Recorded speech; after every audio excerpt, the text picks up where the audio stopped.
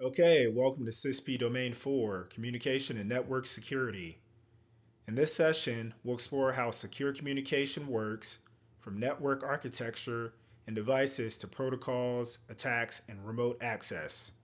Remember, this course is an independent educational resource based on CISSP Common Body of Knowledge. It's designed to help you understand real-world cybersecurity through everyday examples, so you can think like a risk advisor, not just a technician. Now that we've set the stage, let's begin with the foundation of every network: secure design principles. Secure network design starts with structure. The OSI and TCP models define how data flows through layers. Each layer adds protection. Segmentation limits exposure, and defense in depth keeps one failure from collapsing the system. Think of your home network. A guest Wi-Fi separate from your work devices. Router firmware kept up to date. And smart home cameras on their own VLAN. That's layered security. Each part doing its job to isolate, defend, and contain. Now that we understand how layering and segmentation protect data at rest and in motion, let's look at the tools and devices that enforce those protections. Every piece of hardware in a network, firewalls, routers, switches, IDS, IPS, and NAC, act like a security checkpoint. Firewalls filter what gets in and out. Switches manage connections and can disable unused ports. Network access control ensures only approved devices can join. At home, that means enabling your router's built-in firewall, turning off open ports on your switch, and letting only your phone and laptop connect to Wi-Fi. Each component adds another layer to your defense in depth strategy.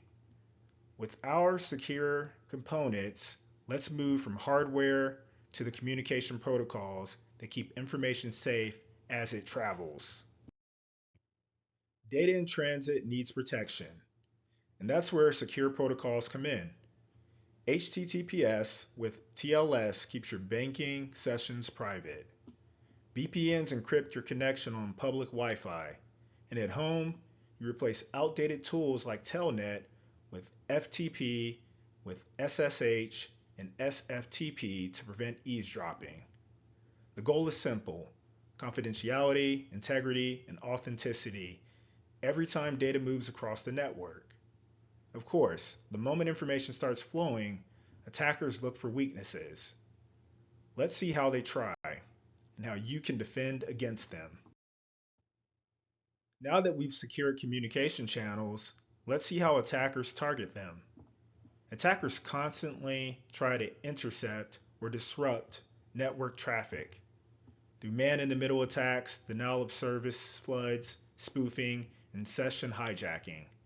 Picture being on public Wi-Fi when someone creates a fake evil twin hotspot.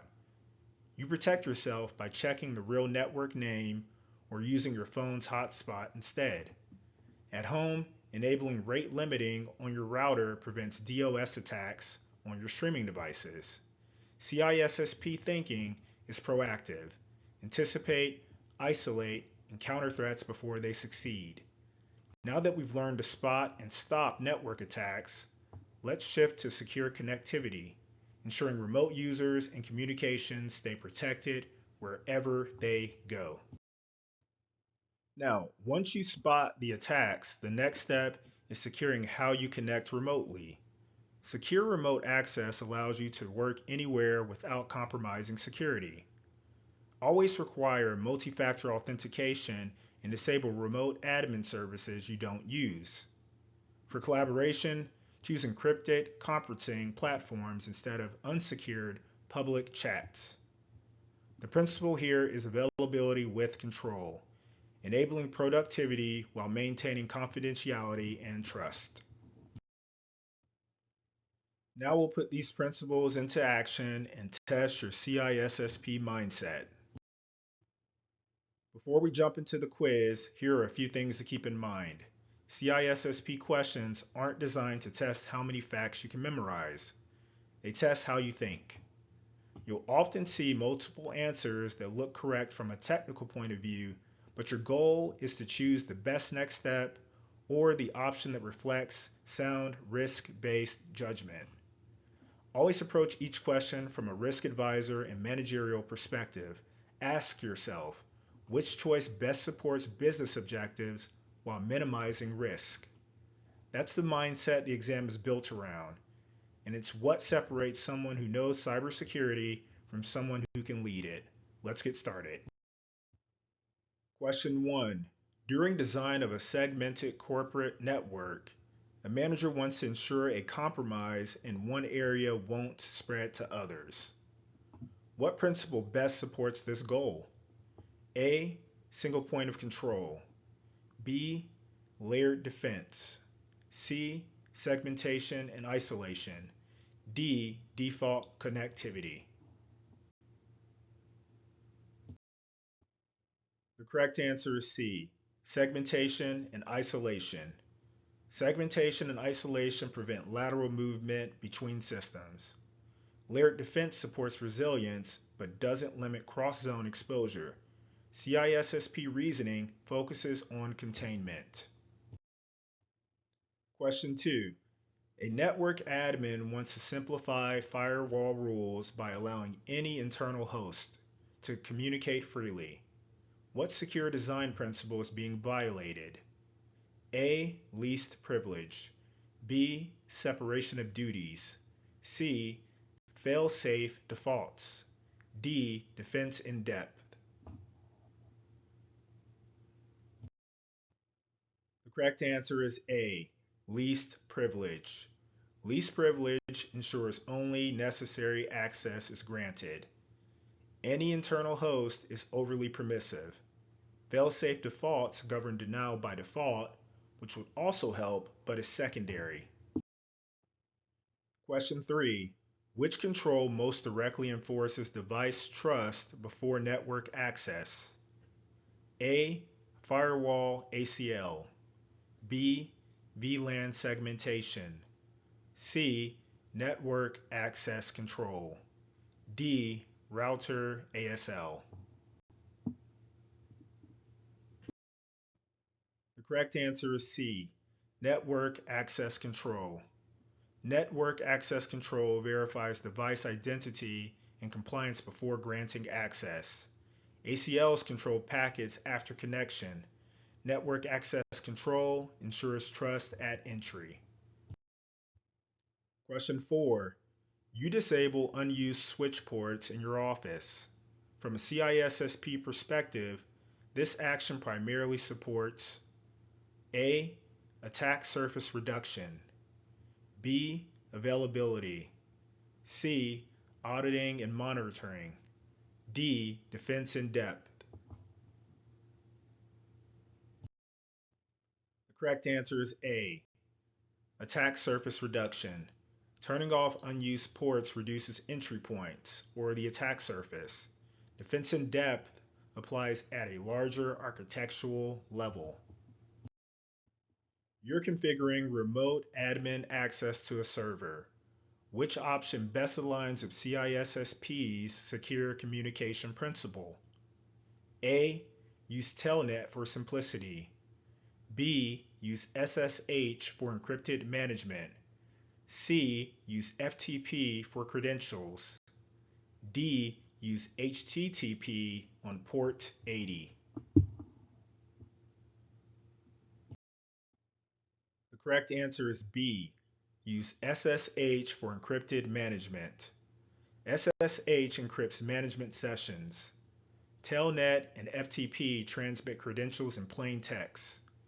HTTPS is for web traffic, not shell access. Question 6. An employee frequently connects to public Wi-Fi at airports. To ensure confidentiality, what is the best next step? A. Use only trusted networks. B.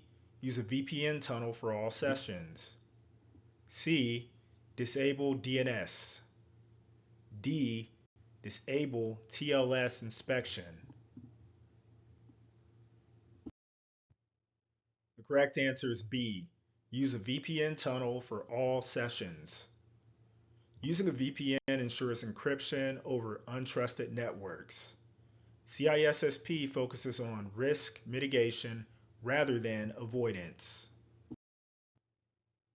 Question 7. You notice nearly identical Wi-Fi names at a cafe. As a risk-aware user, what is the most appropriate action? A. Connect to a stronger signal. B. Use the cafe's advertised password. C. Verify the network name or use your phone's hotspot. D. Use public Wi-Fi but avoid banking. The correct answer is C. Verify the network name or use your phone's hotspot. Verification or personal hotspot avoids an evil twin attack. Avoiding banking is reactive. CISSP thinking is proactive prevention. Question 8. Your home router supports rate limiting. Enabling it primarily helps against A. Denial of service attacks. B. Session hijacking. C. ARP spoofing. D. Data leakage. The correct answer is A. Denial of service attacks. Rate limiting constrains request floods, reducing DOS risk. It doesn't prevent spoofing or session hijacking. Question 9. You enable multi-factor authentication for your remote access tool. From a CISSP standpoint, this most enhances A. Availability, B. Authentication assurance, C. Non-repudiation, D. Confidentiality. The correct answer is B. Authentication assurance. Multi-factor authentication strengthens authentication assurance. Confidentiality relates to data protection, not identity validation. Question 10. A company allows remote desktop access for contractors. The security manager recommends disabling the feature when not needed. What principle is this applying? A. Least functionality. B. Separation of duties. C. Defense in depth. D. Availability management. The correct answer is A. Least functionality. Least functionality, or least privilege for services, reduces risk by disabling unused capabilities. CISSP reasoning favors minimizing exposure over convenience.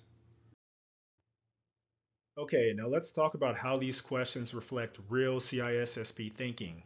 Each one is designed to test judgment and layered reasoning, not just memorization. Now, will most of the questions on the exam be this simplistic? No, but the concepts still apply. The exam often focuses on identifying the best next step or the underlying principle being applied. That's one of CISSP's favorite tricks. And here's a challenge.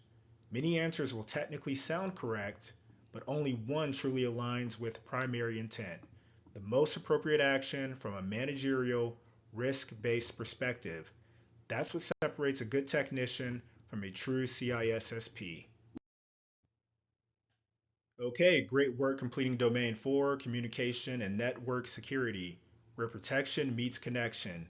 In this domain, you learned how secure architectures, devices, and protocols work together to keep data safe as it moves through networks.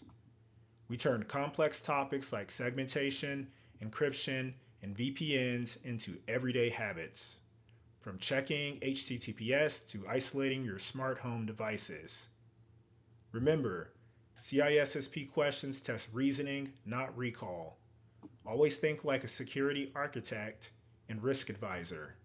Protect data in transit with intention, and design networks that balance confidentiality, integrity, and availability. If you're enjoying this journey, don't forget to like, share, and subscribe to the channel. I'll see you in Domain 5, Identity and Access Management, where we'll shift from protecting data in motion to controlling who gets access to it and how they prove who they are. See you then.